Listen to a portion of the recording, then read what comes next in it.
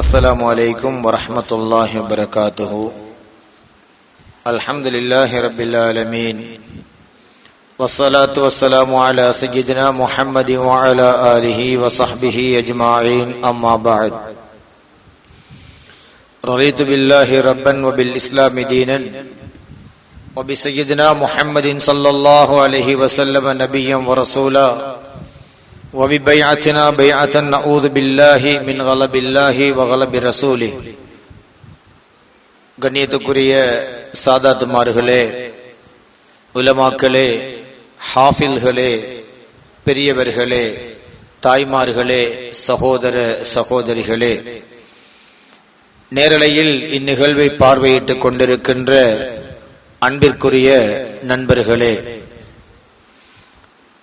இந்தியாவில் முத்துப்பேட்டை நகர் சமாதியுற்றிலங்குகின்ற சங்கைக்குரிய மகான் மருத்துவ கலாநிதி ஷேகுத்தவா ஹக்கீம் ஷேக் தாவூத் வலியுல்லா கத்தஸல்லாஹு சிர்ரஹுல் அஸீஸ் அன்னவர்களுடைய மனாகிப் மதுகுகளை ஓதிவிட்டு நாம் அனைவரும் இருக்கின்றோம். அவுலியாக்களை ஏன் நாம் நினைக்கிறோம் என்றால், அவுலியாக்களுடைய எண்ணங்கள், நினைவுகள், அவர்களை பற்றிய நல்ல விடயங்களை பேசுதல் என்கின்ற விடயங்கள் ஒரு மனிதனுக்கு ஆன்மீக பலத்தை தரும். அவர்களுடைய வரலாறுகளை பேசுவது அல்லாஹ்வினுடைய சுன்னத்துகளில் ஒன்று.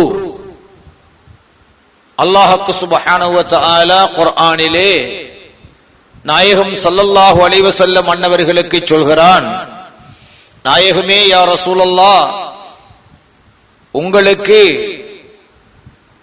அவர்களுடைய வரலாறுகளை நாங்கள் சொல்லிக் காட்டுகிறோம் என்று அல்லாஹ் சொல்கிறான்.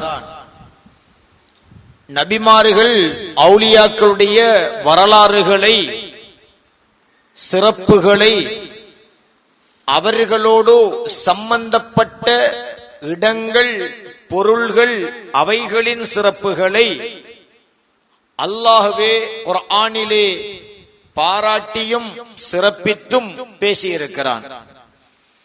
எனவே நபிமார்கள் அவுலியாக்களை பற்றி, அவர்களுடைய வரலாறுகளை பற்றி, அவர்களுடைய நினைவு சார்ந்த இடங்கள், பொருள்கள் பற்றி பேசுவது நம்முடைய வழிமுறை அல்ல, அது அல்லாஹ்வின் வழிமுறையில் நின்றும் உள்ள காரியம். குர்ஆனிலே நீங்கள் பாருங்கள், அல்லாஹ் சுப்ஹானஹு வ தஆலா நபிமார்களுடைய புகழை எங்களுக்கு எடுத்து ஓதியிருக்கிறான். அவுலியாக்களின் புகழை எடுத்து ஓதியிருக்கிறான். அவர்களின் பெயர்களை கூறியிருக்கிறான். அவர்களோடு சம்பந்தப்பட்ட இடங்களையும் பொருள்களையும் அல்லாஹ் குர்ஆனிலே சிலாகித்து பேசியிருக்கிறான். பாருங்கள், குர்ஆனிலே அல்லாஹ் சுப்ஹானஹு வ தஆலா மூசா அலைஹிஸ்ஸலாம் அவர்களோடு சம்பந்தப்பட்ட தூர் சீனா மலையை பற்றி பேசுகிறான். அந்த மலை என்ன செய்தது? நபி சாலிஹ் அலைஹிஸ்ஸலாம் அவர்களுடைய ஒட்டகத்தை பற்றி அல்லாஹ் பேசுகிறான். மூசா அலைஹிஸ்ஸலாத்தினுடைய கைத்தடியை அல்லாஹ் பேசுகிறான். நபி மூசா அலைஹிஸ்ஸலாம் அவர்களும் ஹாரூன் அலைஹிஸ்ஸலாம் அவர்களும் அவர்களுடைய குடும்பத்தவர்களும் விட்டு சென்ற பொருள்களை பற்றி அல்லாஹ் பேசுகிறான். ஆதம் அலைஹிஸ்ஸலாத்துடைய பிள்ளைகளின் வரலாறோடு சம்பந்தப்பட்ட காகத்தையும் அல்லாஹ் பேசுகிறான். குகைவாசிகள் என்ற அவுலியாக்களின் குகையை பற்றி அல்லாஹ் பேசுகிறான். அவருடைய பெயர்கள் பொறிக்கப்பட்ட ரகீம் என்கின்ற பெயர் பொறிக்கப்பட்ட விளம்பர பலகையை பற்றி அல்லாஹ் குர்ஆனிலே பேசுகிறான். அவர்களை பின்தொடர்ந்து சென்ற நாயை பற்றி அல்லாஹ் குர்ஆனிலே பேசுகிறான். நபி யூனுஸ் அலைஹிஸ்ஸலாம் அவர்களை விழுங்கிய மீனை பற்றி அல்லாஹ் பேசுகிறான். மூசா அலைஹிஸ்ஸலாம் எடுத்துச் சென்ற அவர்களோடு சென்ற வாலிபரும் எடுத்துச் சென்ற மீனை பற்றி அல்லாஹ் பேசுகிறான். அப்படி அல்லாஹ் சுப்ஹானஹு வ தஆலா குர்ஆனிலே நபிமார்கள், அவுலியாக்கள், அவர்கள் பட்ட பொருள், தொட்ட பொருள், இருந்த பொருள், இடம் எல்லாவற்றையும் பேசியிருக்கிறான். அவர்களின் குடும்பங்களை பேசியிருக்கிறான். நாயகம் ஸல்லல்லாஹு அலைஹி வஸல்லம் அவர்களுக்கு அதை பெருமிதமாக அல்லாஹ் தஆலா சொல்லுகிறான். நஹ்னு நகுஸ்ஸு அலைக அஹ்ஸனல் கஸஸ். நாயகமே யா ரசூலல்லாஹ், அழகிய வரலாறுகளை, அவர்களுடைய சரித்திரங்களை உங்களுக்கு நாங்களே சொல்லி காட்டுகிறோம் நாயகமே என்று சொல்கிறான். அப்படி என்றால் அல்லாஹ் தஆலா எங்கேயாவது இந்த குர்ஆன் இறக்கப்பட்டதற்கு பின்னரான அல்லது வரலாற்றிலே இடம் பிடித்திருக்கின்ற குர்ஆனுக்கு முந்தைய வரலாறுகளை நீங்கள் யாரும் பேச வேண்டாம் என்று அல்லாஹ் தடுத்திருக்கிறானா? இல்லை. அல்லாஹ் சுப்ஹானஹு வ தஆலா இப்படியான வரலாறுகளை பேச வேண்டும் என்பதை அவனே அமலாக செய்து எங்களுக்கு காட்டியிருக்கிறான். அப்படி இல்லை என்றால் இவ்வளவு பெரிய குர்ஆன் தேவையில்லை. வரலாறுகளை அல்லாஹ் சொல்ல வேண்டிய தேவையில்லை. வரலாறுகளை பொறுத்தவரைக்கு நல்லவர்களின் வரலாறுகளையும் அல்லாஹ் சொல்லி இருக்கிறான். தீயவர்கள் செய்த கர்மங்களையும் அல்லாஹ் தஆலா குர்ஆனிலே சொல்லி இருக்கிறான்.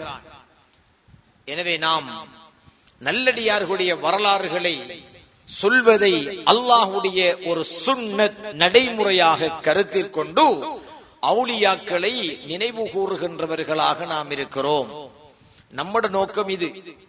இப்போ ஒருத்தர் அவுலியாக்களை நினைவுபடுத்த கூடாது, அவங்கள பத்தி பேசக்கூடாது அப்படின்னு சொல்றாருன்னா அது அவருடைய பிரச்சனை, அது வேறு. நம்மட நோக்கம் இது. அல்லாஹ்வுடைய சுன்னத், அல்லாஹ்வுடைய வழிமுறையை நாங்கள் செய்கிறோம் என்றிருந்தால் நாம் அதிலே அச்சப்பட வேண்டிய அல்லது பின்னிற்க வேண்டிய அவசியம் இல்லை. அவ்வளவுதான் நம்முடைய விஷயம். ஷேக் தவா ஹக்கீம் ஷேக் தாவூத் வலியுல்லாஹ் கத்தஸல்லாஹு சிர்ரஹுல் அஸீஸ் அவர்கள் அல்லாஹ் சுப்ஹானஹு வ தஆலா இந்த உலகத்தில் வாழுகிற பொழுது சில ஆற்றலை சில நல்லடியார்களுக்கு கொடுக்கிறான். அது நபிமார்களுக்கும் கொடுக்கின்றான், இறை நேசர்களுக்கும் அல்லாஹ் கொடுக்கின்றான். அந்த அடிப்படையில் நபிமார்களில் எப்படி முஅஜிசாத்துக்கள் வெளியானதோ அதுபோன்று அவுலியாக்களில் கராமத்துக்கள் வெளியாகி இருக்கின்றன. குறிப்பாக நோய்களை குணப்படுத்துகின்ற விடயத்தில் நபி ஈசா அலைஹிஸ்ஸலாம் அவர்கள் குர்ஆனிலே பேசப்பட்ட ஒரு நபி. அவர்கள் குஷ்டரோகக்காரர்களை தன் கைகளினால் தடவி விட்டால் அவர்களின் குஷ்டரோக நோய் அவர்களை விட்டு விலகி சென்று விடும். இப்படியான சிறப்புகளை அல்லாஹ் குர்ஆனிலே சொல்லி காட்டுகின்றான். அதுபோல அவுலியாக்களுக்கும் அல்லாஹ் சுப்ஹானஹு வ தஆலா நோய்களை குணப்படுத்துகின்ற அற்புத ஆற்றல்களை கொடுத்திருந்தான். அது அவர்கள் ஏதாவது ஒரு பொருளை கொண்டு அந்த நோய்களை குணப்படுத்தி இருக்கிறார்கள். அதை சில வேளை நாங்கள் மருத்துவம் என்று கூட நினைக்கலாம். ஒரு பொருளை கொண்டு நோயை குணப்படுத்தினால் அதை மருத்துவம் என்று நாம் நினைக்கலாம். ஆனால் அதே பொருளை நாம் பயன்படுத்தினால் அது மருத்துவமாகுவதில்லை. ஒரு குழந்தை பாக்கியம் அற்ற ஒருவருக்கு ஒரு இலையை ஒரு பெரியார் கொடுத்து அவருக்கு அந்த பாக்கியம் உண்டாக வைத்திருக்கிறார். இதை மருத்துவம் என்று ஒருவேளை வைத்துக் கொள்ளுவோமே, அது அவுலியாவுடைய அற்புதம் அல்ல, அது மருத்துவம் என்று வைத்துக் கொள்ளுவோமே. அதே இலையை நாம கொடுத்து பாவமா? இருக்கிற பிள்ளையும் ஹரபா வைத்து எல்லாத்தையும் மருத்துவம் என்று சொல்ல முடியாது. சில விஷயங்கள் மருத்துவம் இருக்கிறது. இன்ன பொருளை சாப்பிட்டால் இன்ன நோய் குணமாகும் என்பது மருத்துவத்தில் இருக்கிறது. ஆனால் அவர்கள் அப்படி அல்ல. ஏதாவது ஒன்றை கொடுத்தால் அந்த குறிப்பிட்ட காரியம் அல்லது நோய் அவர்களை தீர்ந்துவிடும். அதே பொருளை நாம் கொடுத்தால் தீருவதில்லை. அது அவர்களுக்கு கொடுக்கப்பட்ட ஆற்றல். சில ஓதல்கள் இருக்கின்றன, அவைகளை அவர்கள் ஓதினால் அது நோயை குணப்படுத்துகிறது. நாம் 1000 தடவை ஓதினாலும் நம்மை அது குணப்படுத்துவதில்லை.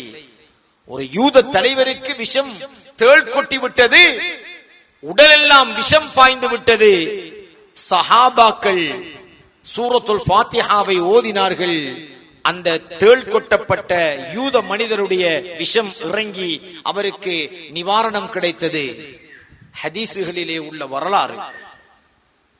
ஆனால் அதே சூரத்துல் ஃபாத்திஹாவை நாம் ஒரு எறும்பு கடித்த விஷத்துக்கு ஓதினாலும் தீருகிறதில்லை என்றால் அங்கே அவர்களுக்கும் நம்மளுக்குமான வேறுபாடு. சூரத்துல் ஃபாத்திஹா நோய்களை, விஷத்தை இறக்கக்கூடிய ஒரு மந்திரம் ஸல்லல்லாஹு அலைஹி வஸல்லம் சொன்னார்கள். ஆனால் நாம் செய்தால் அது நடக்கின்றதில்லை. அப்படி என்றால் அவர்களுக்கும் நமக்கும் இடையில் வேறுபாடு இருக்கிறது. அதுபோலதான் ஒரு பொருளை ஒரு நோயாளிக்கு கொடுத்தால், அவர்கள் கொடுத்தால் நோய் குணமாகிறது, நாம் கொடுத்தால் நோய் குணமாகவில்லை என்றால் அவர்கள் அல்லாஹ்வுடைய அடியார்களாய் இருந்து அந்த காரியத்தை செய்கின்ற பொழுது அல்லாஹு தஆலா அவர்களுக்கு கராமத்தாக, ஒரு கண்ணியமாக, ஒரு சங்கையாக அந்த ஆற்றலை அல்லாஹ்களுக்கு வழங்கி இருக்கிறான் என்று அதனுடைய பொருள். அப்படி இந்த உலகத்திலே வாழ்ந்த ஒரு பெரியார் தான் ஷேகுத்தவா ஹக்கீம் ஷேக் தாவூத் வலியுல்லாஹ் கத்தஸல்லாஹு சிர்ரஹுல் அஸீஸ் அன்னவர்கள். வாழுகின்ற பொழுது அவர்கள் மிக பெரும் ஒரு வைத்திய கலாநிதியாக அல்லாஹ்வினுடைய அருளால் பல மக்களுடைய நோய்களை குணப்படுத்தியவர்களாக இந்த உலகத்திலே வாழ்ந்திருக்கிறார்கள். அவ்வளவு தூரம் இல்லை, இலங்கையில் கிழக்கு மாகாணத்தில் அம்பாறை மாவட்டத்தில் மாவடிப்பள்ளி என்கின்ற ஊரிலே வாழ்ந்த பெரியார் அஸ்ஸையித் ஸைன் மௌலானா கத்தஸல்லாஹு சிர்ரஹுல் அஸீஸ் அன்னவர்கள். நம்முடைய முன்னோர்களுடைய வரலாறுகளில் நோய்களை தீர்க்கின்ற மிக பெரும் ஒரு வைத்திய கலாநிதியாக வாழுகின்ற பொழுது அவர்கள் வாழ்ந்திருக்கிறார்கள். விஷங்களை நீக்குகின்ற ஒரு மிக பெரும் வைத்திய நிபுணராக வாழ்ந்திருக்கிறார்கள். பலதரப்பட்ட நோய்களை நிவர்த்தி பண்ணி இருக்கிறார்கள். வெறுமனே அல்ல, வெறும் பொருட்களால் மட்டுமல்ல, அல்லாஹ்வினுடைய அருளாலும் அவர்கள் அதை நிறைவேற்றி இருக்கிறார்கள். விஷங்களை இழுக்கக்கூடிய கற்களை ஓதி மக்களுக்கு கொடுத்திருக்கிறார்கள். அந்த கல் விஷத்தை இழுக்கிறது. இதை மறுக்கின்ற யாராவது ஒருவர் ஏதாவது ஒரு கல்லை எடுத்து ஏதாவது ஒன்றை ஓதி, குர்ஆனையே ஓதி தருவார் என்றால் அது விஷத்தை இழுக்குமா என்றால் கிடையாது. அப்படி இழுப்பதில்லை, இழுத்ததாக வரலாறும் இல்லை. ஆனால் அந்த பெரியார்கள் அவ்வாறு வாழ்ந்திருக்கிறார்கள். இப்படிப்பட்ட பெரியார்கள் வாழுகின்ற பொழுது மட்டுமல்ல, அவர்கள் மறைந்த பின்னாலும் அவர்களுடைய பொருட்டினால் அல்லாஹ்விடத்திலே, யா அல்லாஹ், எங்களுக்கு தீராத ஒரு நோய் இருக்கிறது அல்லது வருத்தம் இருக்கிறது, இதை இப்படி இருந்த ஒரு பெரியாருடைய பொருட்டால் தீர்த்து தருவாயாக, ஈசா அலைஹிஸ்ஸலாமுடைய பொருட்டால் தீர்த்து தருவாயாக, ஷேக் தாவூத் வலியுல்லாஹ்வுடைய பொருட்டால் தீர்த்து தருவாயாக, ஸைன் மௌலானாவுடைய பொருட்டினால் தீர்த்து தருவாயாக என்று நாங்கள் கேட்கின்ற பொழுது அல்லாஹ் சுப்ஹானஹு வ தஆலா அந்த நோயை தீர்த்து தருகிறான். மட்டுமல்ல, அந்த பெரியார்கள் கூட நம்முடைய கனவில் தோன்றி நம்முடைய நோய்களுக்கான நிவாரணங்களையும் சொல்லிவிட்டு செல்லுகின்றார்கள். இப்படியான நிலையை நாங்கள் பார்க்கிறோம். ஸல்லல்லாஹு அலைஹி வஸல்லம் அன்னவரிடத்திலே கண் வலி நோயினால் பாதிக்கப்பட்ட ஒரு சஹாபி வந்து கேட்டார்கள், நாயகமே யா ரசூலல்லாஹ், என்னுடைய பார்வை கிடைப்பதற்கு நீங்கள் துஆ செய்யுங்கள் நாயகமே என்று கேட்ட பொழுது அந்த சஹாபிக்கு உஸ்மான் இப்னு ஹனீஃப் ரலியல்லாஹு அன்ஹு என்கின்ற அந்த சஹாபிக்கு ஸல்லல்லாஹு அலைஹி வஸல்லம் அன்னவர்கள் கற்றுக் கொடுத்த துஆ தான். நீங்கள் அல்லாஹ்விடத்திலே கேளுங்கள், அல்லாஹும்ம இன்னி அஸ்அலுக வ அத்தவஜ்ஜஹு இலைக பிநபிய்யிர் ரஹ்மா. இறைவா, அருளுக்கு சொந்தமான நபிகள் நாயகத்தின் பொருட்டினால் உன்னிடத்திலே நான் முன்னோக்கி கேட்கிறேன், என் நோயை குணப்படுத்துவாயாக என்று நீங்கள் கேளுங்கள் என்று ஸல்லல்லாஹு அலைஹி வஸல்லம் அன்னவர்களே அந்த துஆவை கற்றுக் கொடுக்கிறார்கள். அந்த சஹாபியுடைய கண் நோய் தீர்ந்து பார்வை மீளுகிறது. இது ஹதீஸிலே உள்ள வரலாறு. இவ்வாறு நாம் நிறைய விஷயங்கள், ஆதாரங்கள் ஒரு புறம் இருக்க, பிராக்டிகல் அனுபவ ரீதியாக ஒருவர் ஷேக் தாவூத் வலியுல்லாஹ் அன்னருடைய பேரிலே நம்பிக்கை வைத்து ஒரு துஆவை ஓதுகிறார். அவருடைய பேரில் ஒரு தர்மத்தை கொடுக்கிறார். யா அல்லாஹ், அவர்களுடைய பொருட்டினால் என் நோயை குணப்படுத்துவாயாக என்று கேட்கிறார். அப்படி செய்த ஒருவருடைய நோய் குணமாகி விட்டது என்று வைத்துக் கொள்ளுங்கள். அல்லது அந்த பெரியார் கனவிலே தோன்றி அந்த நோய்க்கான ஒரு மருத்துவத்தை சொல்கிறார் என்று வைத்துக் கொள்ளுங்கள். அதை அனுபவித்த ஒருவன் அதை மறுக்க முடியுமா? ஆதாரங்களை ஒரு புறம் வையுங்கள், வாத பிரதிவாதங்களையும் ஒரு புறம் வையுங்கள். அவ்வாறு ஒருவன் நம்பி நடந்து விட்டால் அவன் என்ன செய்வது? நம்பியாக வேண்டுமா இல்லையா? அப்படி ஒன்றா இரண்டா 10 100 பல்லாயிரம் நோயாளிகளின் நோய்கள் குணமடைகின்ற வரலாறு ஷேக் தவா ஹக்கீம் ஷேக் தாவூத் வலியுல்லாஹ் கத்தஸல்லாஹு சிர்ருல் அஸீஸ் அன்னவர்களுடைய பொருட்டினால் அல்லாஹ்விடத்திலே கையேந்தியவர்களுக்கு நடந்த நிதர்சன நடைமுறை சாத்தியமான வரலாறுகள் இன்றும் உயிரோடு இருக்கின்ற பலர் அதை அனுபவித்துக் கொண்டிருக்கிறார்கள் என்கின்ற பொழுது, பார்வையற்ற ஒருவனுக்கு சூரியன் தெரியவில்லை என்பதற்காக சூரியன் இல்லை என்று மறுப்பது நியாயமா? ஒரு நோயாளி காய்ச்சல் நோயினால் பீடிக்கப்பட்ட ஒருவனுடைய நாவுக்கு சீனி இனிக்கவில்லை என்பதற்காக சீனியின் சுவையை மறுக்க முடியுமா? அனுபவப்பட்டவர்கள் அவர்களின் அனுபவத்தை சொல்லுகிற பொழுது அதை நாம் நம்பலாம், விரும்பினால் நாம் செய்யலாம், விரும்பவில்லை என்றால் நாம் ஒதுங்கி செல்லலாம், அவ்வளவுதான். ஆனால் மறுக்க வேண்டிய அவசியம் இல்லை. அல்லாஹ் சுப்ஹானஹு வ தஆலா நோயை குணமாக்கக்கூடிய ஆற்றலை மனிதர்களுக்கு கொடுத்திருக்கிறான். அது மருந்து மூலமாக குணப்படுத்தலாம், துஆக்கள் மூலமாக குணப்படுத்தலாம், ஓதல்கள் மூலமாக குணப்படுத்தலாம், அல்லாஹ்வின் அருளினாலும் குணப்படுத்தலாம். நபி ஈசா அலைஹிஸ்ஸலாம் அல்லாஹ்வா? இல்லை, அவர்கள் நோய்களை குணப்படுத்தியவர்கள் என்று இஸ்லாம் சொல்கிறதே. ஸல்லல்லாஹு அலைஹி வஸல்லம் நோய்களை குணப்படுத்தினார்கள் என்று இஸ்லாம் சொல்கிறதே. அப்படி என்றால் நாம் அதை நம்புவதில் என்ன தவறு இருக்கிறது? எனவே நாம் எங்கள் கண்களுக்கு தெரியாத இன்று இருக்கின்ற எத்தனையோ மாத்திரைகளை நம்புகிறோம், டாக்டர்களை நம்புகிறோம், எதையெல்லாமோ நம்புகிறோம். யாரும் அதற்கு குர்ஆன் ஹதீஸை தேடுவதில்லை. ஆனால் அல்லாஹ்வின் அருள் பெற்ற பெரியார்கள் ஒரு மனிதனுக்கு கனவிலோ நனவிலோ ஏதாவது ஒரு நோயை தீர்த்து விட்டால் அது ஆகுமா ஆகாதா என்று நோய் இல்லாத அல்லது அதை அனுபவிக்காத ஒரு சாரார் தர்க்கித்துக் கொள்கிறோம். அனுபவித்தவர்களை விட்டுவிடுங்கள். சில விடயங்கள் இயற்கைக்கு மாற்றமாக இருக்கும். இஸ்லாம் சொல்லுகின்ற தகவலுக்கு புறம்பாக சில தனிப்பட்ட மனிதனுடைய பிரச்சனைகள் இருக்கும். நீங்கள் சிந்தியுங்கள், ஸல்லல்லாஹு அலைஹி வஸல்லம் விரும்பி உண்ட உணவு சுன்னத்தா இல்லையா? சுன்னத். ஆனால் ஆட்டு இறைச்சியை சாப்பிட்டால் கொலஸ்ட்ரால் வரும் என்று ஒரு டாக்டர் சொல்கிறார். இனிப்பை அதிகம் சாப்பிட்டால் சுகர் வரும் என்று ஒரு டாக்டர் சொல்கிறார். ஸல்லல்லாஹு அலைஹி வஸல்லம் இனிப்பு விரும்பி சாப்பிட்டார்கள், ஆட்டிறைச்சியை விரும்பி சாப்பிட்டார்கள். ஆனால் அந்த சுன்னத்தான உணவிலே நமக்கு நோய் இருக்கிறது என்று டாக்டர் சொல்கிறார் என்றால், இல்லை இல்லை மௌத்தானாலும் பரவாயில்லை, நான் ஆட்டிறைச்சி தின்றுதான் மௌத்தாகுவேன் என்று யாராவது அடம்பிடிப்பதா? இல்லை.